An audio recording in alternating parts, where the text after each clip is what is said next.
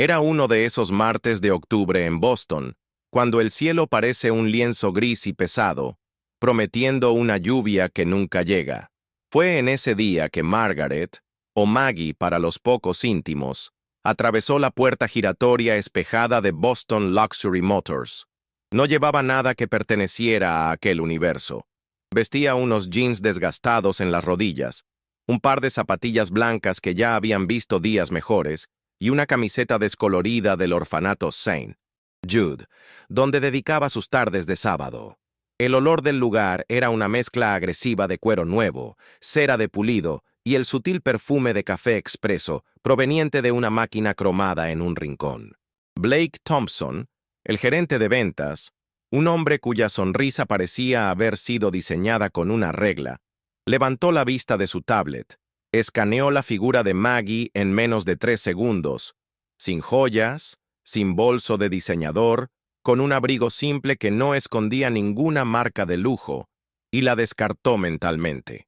Hizo una seña casi imperceptible al vendedor más joven, Daniel, como quien arroja un hueso que no quiere roer.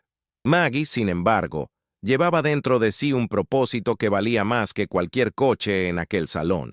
Estaba allí para comprar el coupé deportivo rojo rubí, aquel mismo que brillaba bajo los focos en el centro de la sala de exposiciones. Un regalo de casi $300,000 para su hermana, Sara, que acababa de vencer una batalla brutal contra un cáncer de páncreas. Era un regalo de supervivencia, un monumento sobre ruedas a la vida que casi le había sido arrebatada. Apenas había comenzado a explicarle esto a Daniel, un joven de ojos cansados pero genuinamente amables, cuando Blake se materializó a su lado. Con una amabilidad cortante, interrumpió la conversación, apoyando la mano en el hombro de Daniel, y se dirigió a Maggie con una sonrisa paternalista. «Señora, tal vez quiera echar un vistazo a nuestro sector de seminuevos. Creo que encontrará opciones más compatibles con su presupuesto». El silencio que siguió fue denso e inmediato. Algunos clientes bien vestidos levantaron la vista. Maggie sintió que la sangre le subía al rostro, un ardor que comenzó en la nuca y se extendió por las orejas. Ella solo asintió, le agradeció a Daniel con una mirada y se dio la vuelta, caminando en silencio hacia afuera, pero no lo suficientemente rápido como para no oír la risita ahogada de Blake y la frase que le susurró a otro vendedor. Hay gente que no se ubica. Aquella misma noche, el fuego en la chimenea de piedra de la mansión colonial en Cambridge crepitaba, proyectando sombras danzantes sobre las paredes forradas de libros. Maggie estaba envuelta en una manta de cachemira en el sofá, el olor a té de manzanilla flotando en el aire, pero el confort de la casa no lograba calentar el frío que sentía por dentro. Le contó la historia a Alexander, su marido, no con rabia ni deseo de venganza, sino con una tristeza profunda y cansada. Era el agotamiento de quien sabe que aquella pequeña humillación era solo un síntoma de un mal mayor, un veneno social que había pasado toda la vida combatiendo en sus causas. Alexander, un ingeniero cuya mente visionaria construía imperios de energía limpia, escuchó cada palabra sin interrumpir. Solo observaba su rostro, la manera en que sus dedos se apretaban alrededor de la taza, y sintió la injusticia como un golpe físico. Cuando ella terminó, él no dijo nada por un largo momento. Solo se inclinó, secó con el pulgar una lágrima solitaria que Maggie ni siquiera notó que había corrido, y dijo con una calma escalofriante: «No ofendieron a una clienta. Ofendieron a la mujer que dedica su vida a cuidar de niños que el mundo ha olvidado. La lección no será sobre dinero, mi amor. Será sobre ver». A la mañana siguiente, exactamente a las 10:17, el silencio de la calle frente a Boston Luxury Motors fue quebrado. No por un ruido estruendoso, sino por un rugido contenido, un susurro de poder que hizo que los peatones giraran la cabeza. Un Rolls-Royce Phantom EWB, de un negro tan profundo que parecía absorber la luz, se deslizó hasta la acera de mármol. Las puertas traseras, de tipo suicida, se abrieron con la elegancia de una cortina de teatro, y de allí descendió Alexander Collins. Vestía un traje gris grafito que parecía haber sido esculpido en su cuerpo, y en sus manos no llevaba un maletín, sino el mismo catálogo del cupé rojo que su esposa había sostenido el día anterior. Al entrar, la recepcionista, una joven con un moño impecable, casi dejó caer el teléfono. Alexander se dirigió a ella con una voz baja, pero que cortó el murmullo del salón. «Buenos días. Me gustaría hablar con el gerente que atendió a mi esposa, Margaret Collins, ayer por la tarde. Solo con él». Cuando Blake Thompson apareció, ajustándose la corbata con aire de impaciencia, Alexander lo miró fijamente y se presentó, ignorando el nombre de su propia empresa, su estatus, su fortuna. Dijo solamente: «Soy el marido de la mujer sencilla que ustedes despacharon ayer». El impacto de aquella frase fue sísmico. El nombre Collins tal vez no dijera nada, pero la acusación implícita flotó en el aire como humo tóxico. El sonido del teclado de un vendedor cesó. La máquina de café detuvo su ciclo a la mitad. Blake Thompson se congeló, el color desapareciendo de su rostro bronceado, dejando tras de sí una máscara pálida de confusión. Viniendo de una oficina en el fondo, se apresuró Richard Mason, el dueño del concesionario, un hombre mayor con el pelo plateado y una expresión de quien olfatea problemas a kilómetros. Alexander permaneció inmóvil, dejando que el silencio hiciera su trabajo antes de continuar, su voz sin alterar nunca el tono tranquilo y factual. «Mi esposa, Margaret, estuvo aquí ayer. Quería comprar aquel cupé rojo», dijo, señalando el coche. «Era un regalo para su hermana, que pasó los últimos 12 meses en quimioterapia. Debía ser un símbolo de vida, de victoria. En lugar de eso, fue juzgada por su camiseta del orfanato St.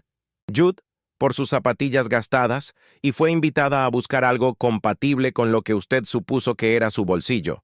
Usted no vendió un coche ayer, usted vendió una lección sobre el tipo de valor que cultivan aquí».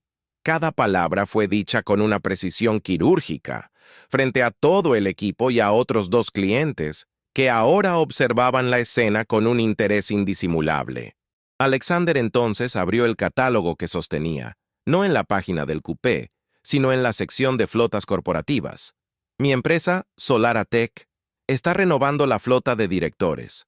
Un contrato para 7 vehículos de lujo, incluyendo 2 sedanes de alta gama y 5 SUVs ejecutivos. Estaba a punto de firmar con la competencia, pero después del relato de mi esposa, me aseguré de venir aquí. Decidí que Boston Luxury Motors tendría la oportunidad de ganar este contrato». Un brillo de esperanza desesperada apareció en los ojos de Richard Mason, pero Alexander levantó una mano, bajo 2 condiciones infranqueables.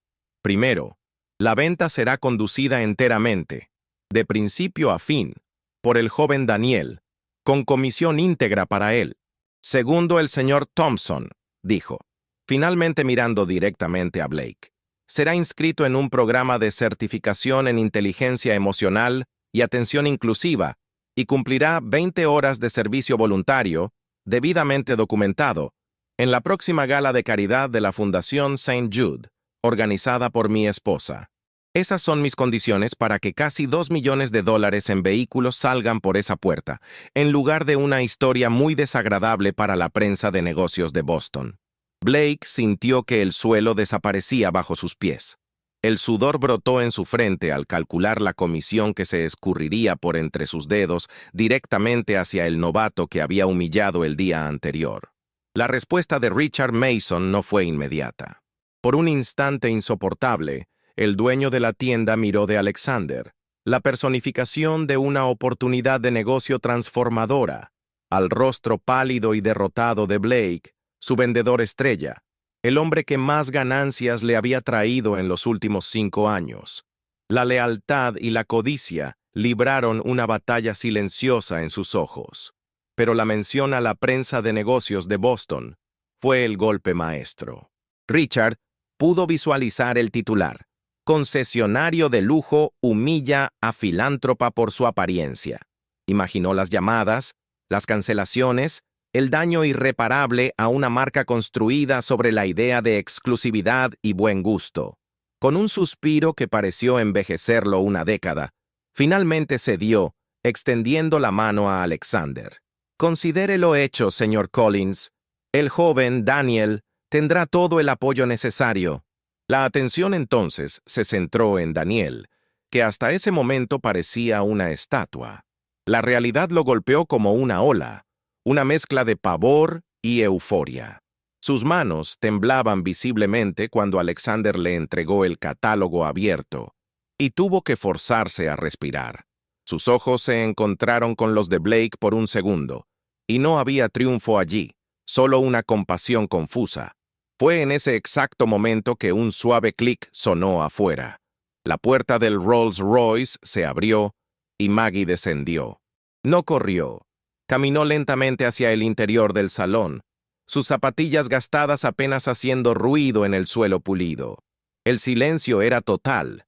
Se detuvo frente a Blake, que no podía levantar la mirada, y esperó hasta que lo hizo.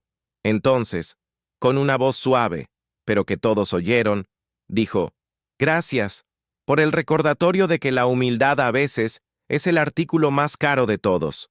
Un mes después, el salón de mármol del Museum of Fine Arts de Boston estaba inundado por una luz dorada, el sonido de un cuarteto de cuerdas flotando entre conversaciones discretas y el tintineo de copas de champán. Era la gala anual de la Fundación St. Jude, el evento filantrópico más importante de la ciudad. Y allí, cerca de la entrada, estaba Blake Thompson. No llevaba uno de sus trajes impecables, sino un smoking alquilado que parecía apretado en los hombros. Un recordatorio constante de que no era un invitado. Su tarea aquella noche era específica y humillante. Era responsable de una de las estaciones de hidratación, ofreciendo agua con y sin gas en una pesada bandeja de plata a la élite de Boston. Cada «con permiso» y «señor, ¿acepta un agua?» era un pequeño golpe a su ego. En un momento, uno de los directores de Solara Tech, a quien había intentado venderle un coche meses antes, se detuvo y dijo: «¿Te conozco de algún sitio?» Blake tuvo que sonreír y responder: «Soy voluntario esta noche, señor. Es un honor ayudar». En el centro del salón, bajo un foco de luz, estaba el coupé rojo rubí, ahora un premio de subasta. El subastador, en su discurso, contó una versión anónima de la historia, llamando al coche un símbolo de resiliencia que fue rechazado, pero que encontró su verdadero propósito: transformarse en esperanza para cientos de niños. Desde el otro extremo del salón, Maggie observaba a Blake. No sentía placer en su humillación, sino una aceptación sombría de que, a veces, la única manera de enseñarle a alguien a ver es hacerlo servir. Más tarde aquella noche, entre bastidores de la gala, lejos del brillo y la música, Daniel encontró a Maggie observando la ciudad por la ventana de un pasillo silencioso. Llevaba un traje nuevo, de un azul marino sobrio, el primero que compraba en su vida, sin necesidad de mirar la etiqueta del precio, y sus ojos ya no tenían aquel cansancio crónico. Se acercó vacilante, sosteniendo un programa del evento como si fuera un escudo. «Señora Collins, Maggie, yo...» Las palabras parecían atascadas. Respiró hondo y continuó, con la voz embargada: «Solo quería que supiera, aquella venta no fue solo una venta. Mi familia, mi padre perdió el empleo en la pandemia, mi madre hizo una segunda hipoteca sobre la casa para ayudarme a empezar. Las facturas se estaban acumulando a un punto que el sueño se había convertido en un lujo. La comisión de aquella flota no solo nos dio un alivio, saldó la deuda de mis padres, entera. Mi hermana pequeña ahora puede postular a la Facultad de Artes que creía un sueño imposible». Lágrimas silenciosas brotaron de sus ojos, y no hizo esfuerzo por esconderlas. Maggie se volvió hacia él, y en su rostro no había lástima, sino un profundo y genuino reconocimiento. Le puso una mano en el brazo y miró a través del pasillo, hacia la entrada donde el Rolls Royce de Alexander estaba estacionado, un león negro dormido bajo las luces de la calle. Su mirada entonces se movió hacia el salón, donde Blake todavía circulaba con su bandeja. «A veces», dijo suavemente, la voz llena de un peso complejo, «la justicia no viene de un tribunal. A veces simplemente se hace con ruedas, Daniel, para bien y para la lección. La historia, como era de esperar en una ciudad como Boston, eventualmente se filtró, no como un escándalo explosivo, sino como una corriente subterránea, una parábola moderna contada en cenas de negocios y clubes de golf. Un columnista del Boston Globe, conocido por sus crónicas sobre la ética en el mundo corporativo, publicó un artículo titulado El valor de unas zapatillas gastadas, que narraba el episodio sin nombrar a nadie, pero con suficientes detalles para que todos en el ambiente supieran de quién se trataba. El texto no pintaba a Blake como un monstruo, sino como un síntoma de una cultura que ha aprendido a ponerle precio a todo y a no valorar nada. La genialidad del plan de Alexander, argumentaba el columnista, no residía en la demostración de poder financiero, sino en su precisión pedagógica. No usó su fortuna para aplastar, sino para forzar una recalibración moral. La lección que resonó no fue sobre la humillación de un vendedor, sino sobre la revelación de que la verdadera pobreza no estaba en la ropa de Maggie, sino en la visión de Blake. La riqueza genuina, concluía el artículo, no se mide por el saldo bancario, sino por la capacidad de ver el valor humano, donde ojos apresurados y entrenados para el lucro solo logran ver una superficie sin brillo. La historia le enseñó a una pequeña, pero influyente, parte de Boston que el carácter, al igual que los diamantes, a menudo se esconde bajo una capa de polvo. 3 meses pasaron. El otoño de Boston dio paso a los primeros soplos helados del invierno, y la historia del concesionario ya se había convertido en una leyenda susurrada, un cuento de moralidad para la era moderna. Para Maggie, sin embargo, el episodio no era una anécdota triunfante para ser recontada en cenas. Era un recuerdo complejo, un eco que resonaba en sus momentos más tranquilos, especialmente en las tardes de jueves, en el salón de actividades del orfanato St. Jude. El olor del lugar era la antítesis de la sala de exposiciones de Boston Luxury Motors. En lugar de cuero y metal pulido, estaba el aroma familiar de desinfectante de pino, ceras de colores y el papel envejecido de libros de cuentos leídos cientos de veces. Era allí, sentada en una silla de plástico demasiado pequeña para ella, ayudando a una niña de 6 años llamada Maya a pegar algodón en una oveja de cartulina, que el recuerdo de Blake Thompson la asaltaba. Ya no veía solo al vendedor arrogante. Su mente, entrenada para ver las grietas en la fachada de las personas, comenzó a llenar los vacíos. Lo imaginaba por la mañana, eligiendo la corbata más intimidante, practicando aquella sonrisa calculada en el espejo, la armadura que vestía para enfrentar un mundo que tal vez para él también era hostil. ¿Qué tipo de presión corporativa? ¿Qué metas de ventas imposibles? ¿Qué cultura de depredadores transformaba a un hombre en una caricatura de sí mismo? Pensaba en la comisión que perdió, no con satisfacción, sino con un nudo en el estómago. ¿Qué representaba ese dinero para él? ¿La cuota de una casa en un suburbio demasiado caro? ¿La mensualidad de un colegio privado para un hijo? ¿La validación de un padre exigente? La ironía era brutal. Para enseñar una lección sobre no juzgar por la apariencia, Alexander había usado el lenguaje que aquel mundo entendía, el único que parecía capaz de perforar la arrogancia, el poder aplastante del dinero. ¿Había sido justicia o solo un juego de poder más sofisticado? No lo habían curado de su prejuicio, lo habían castigado de forma ejemplar, usando su propia regla contra él. Recordó una conversación con su hermana, Sarah, unas semanas después de la gala. Sarah, radiante en su remisión, pero con ojos que habían visto el abismo, miró el coupé rojo, ahora estacionado en el garaje de sus padres, y dijo con una sabiduría tranquila: «Es un coche precioso, Maggie, pero es solo una caja de metal». Mientras estaba en quimio, no soñaba con esto.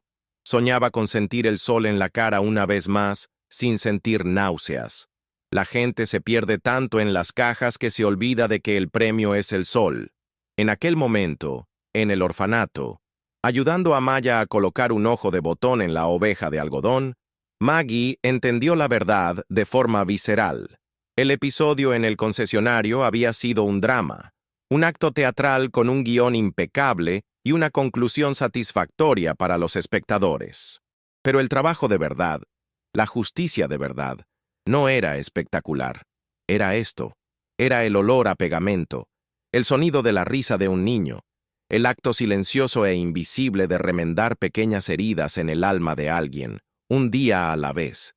La victoria sobre Blake Thompson había sido ruidosa y pública. La victoria sobre la desesperación de un niño era silenciosa, anónima e infinitamente más valiosa. El mundo aplaudía el cheque de $2 millones, pero el universo se reequilibraba en el gesto de enseñarle a una niña a creer que podía crear algo hermoso con sus propias manos.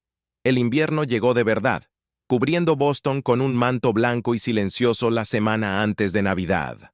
La fiesta anual del orfanato St. Jude era un evento simple, movido más por el entusiasmo de los voluntarios que por un gran presupuesto. Había galletas de jengibre, chocolate caliente en vasos de poliestireno y un Papá Noel delgado cuya barba de algodón insistía en resbalarse. Maggie estaba en un rincón de la sala, ayudando a organizar los regalos donados, juegos de mesa, muñecas, cochecitos, cuando notó una figura detenida en la puerta, dudando si entrar. El hombre llevaba un abrigo oscuro y un gorro, y la nieve derretida brillaba en sus hombros. Por un momento, no lo reconoció. No tenía el brillo artificial del vendedor, ni la postura derrotada del voluntario forzado. Cuando se quitó el gorro, revelando el pelo bien cortado, Maggie sintió un escalofrío. Era Blake Thompson. Sus horas de servicio comunitario habían terminado meses atrás. No tenía ninguna obligación de estar allí. No hizo alarde. Llevaba 2 cajas grandes, sin logotipo, y caminó discretamente hasta la directora de voluntarios, hablándole en voz baja. Maggie observó, el corazón latiéndole un poco más rápido. Él abrió las cajas sobre una mesa vacía. No contenían juguetes genéricos. Estaban repletas del mejor material de arte que Maggie había visto jamás fuera de una tienda especializada. Juegos profesionales de lápices de colores, acuarelas en tubo, pinceles de todos los tamaños, blocs de papel Canson de alto gramaje.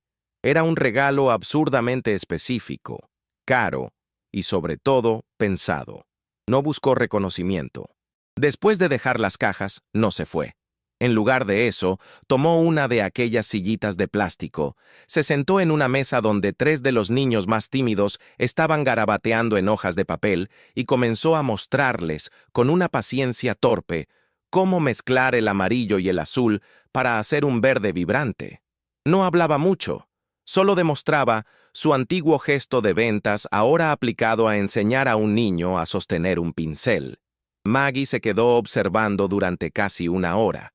Aquel no era el mismo hombre. La armadura se había disuelto. La arrogancia había sido reemplazada por una concentración silenciosa. Estaba presente, de una forma en que nunca lo había visto estar. Cuando la fiesta comenzó a decaer, se levantó, limpió la mesa y se preparó para irse. Al volverse hacia la puerta, sus ojos cruzaron el salón y se encontraron con los de Maggie. Fue un segundo que pareció durar una eternidad.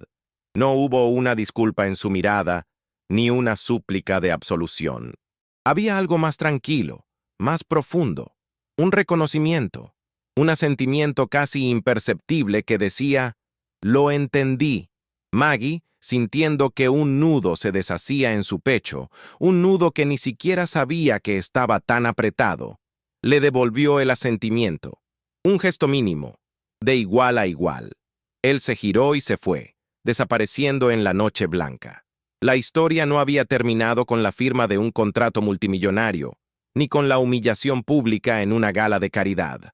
Había terminado allí, en aquel salón ruidoso y cálido, con un gesto de redención no solicitado y un intercambio silencioso que valía más que cualquier palabra. Maggie se volvió hacia un niño que la llamaba, necesitando ayuda para atar el lazo de un regalo. La justicia, se dio cuenta, no era un destino, era un proceso, y a veces comenzaba con el simple coraje de hacerse presente.